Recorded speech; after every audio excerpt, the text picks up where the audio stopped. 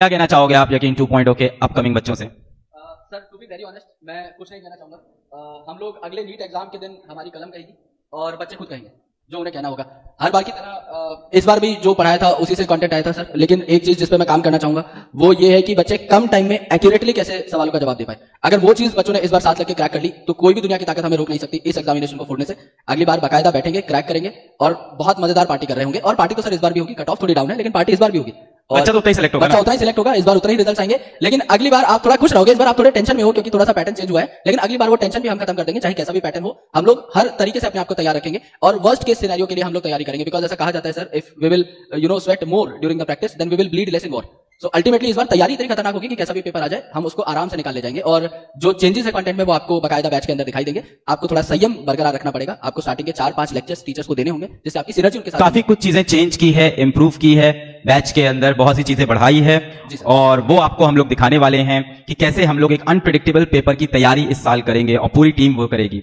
मैं बुलाना चाहूंगा बॉटनी के हमारे दूसरे लेजेंडरी टीचर को, जिनको आप सब बहुत ज्यादा प्यार करते हो, जो बॉटनी को जड़ से पूरी तरह से किल कर देते हैं, जो आपसे बोलते हैं अरे दीवाने।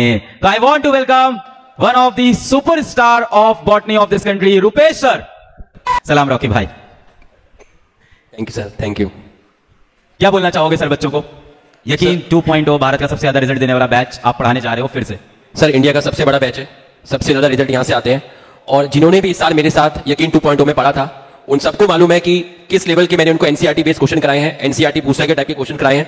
और सीना ठोक के बोल सकता हूं सर बिल्कुल कि जो पढ़ाया वही आया पूरा का पूरा, और बच्चा बॉटनी बहुत अच्छे से कर आया है। जिससे भी मैं मिला हूं उसने यही बोला है कि सर बहुत अच्छा पेपर गया है। और ये भी बोलना चाहूंगा कि निराश नहीं होना बिल्कुल भी। अगर मैं एक सिंपल सी बात पूछता हूं कि एक बॉलर है जो 1 ओवर में 4 रन देता है और एक बॉलर है 1 ओवर में 8 रन देता है, तो काफी सारे लोग बोलेंगे कि 1 ओवर में जो 4 रन दे रहा है वो बेस्ट है। लेकिन अगर मैं पूछता हूं कि पावर प्ले में बॉलिंग करनी है तो जिसने 1 ओवर में 8 रन दिए हैं वो काफी बेस्ट है। तो इनके साथ यही हुआ है कि पेपर डिफिकल्ट आ गया था, इनको पावर प्ले में बॉलिंग करना था। ये लोग 650 का सोच कर गए थे और वो एकदम से गिव अप कर गए जब उनको पता चला कि इसमें तो 500 भी नहीं आएंगे। तो उस पेपर में इनको 500 के लिए खेलना था। तो बच्चों का 450 भी आ रहा है, 430 भी आ रहा है। तो मैं उनको बहुत अप्रिशिएट कर रहा हूं कि एक डिफिकल्ट पेपर में आप इतना अच्छा स्कोर कर रहे हो। आप बहुत बहुत बहुत बढ़िया खेले हैं, आप बिल्कुल भी परेशान मत होइए। अब यकीन 2.0 इस बार क्या करने वाले हैं, इस बार सर मैंने एक चीज ऐड किया है। मैंने पहले टीम को बोल दिया था कि सारी डीपीपी मैं बनाऊंगा, सारे डीपीपी के जो क्वेश्चंस होंगे वो मेरे क्वेश्चंस होंगे, मैं बनाऊंगा टाइम लेके। दूसरा, हर लेक्चर के साथ जो भी मैं लेक्चर पढ़ाऊंगा, जैसे मैं सेल पढ़ाऊंगा, सेल थ्योरी पढ़ाऊंगा पहले लेक्चर में, तो उसके ऊपर भी मैं हर लेक्चर के साथ एक प्रैक्टिस शीट दूंगा पीडीएफ फॉर्म में, जिसको बच्चा प्रिंट आउट भी करा सकता है।